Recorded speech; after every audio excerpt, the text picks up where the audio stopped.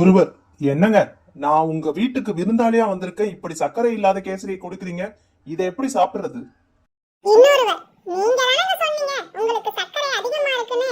நான் சர்க்கரை இல்லாத கேசரி கொடுத்தா நீங்களே கலந்துப்பீங்கன்னு நினைச்சேன்.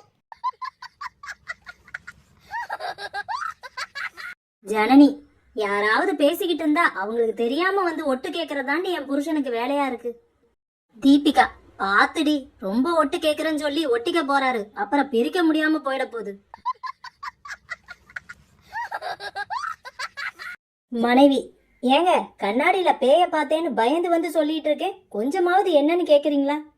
கணவன், காலையில விடிஞ்சதும் முகத்தை கண்ணாடில போய் பார்க்காதன்னு எத்தனை தடவை உங்ககிட்ட சொல்றது?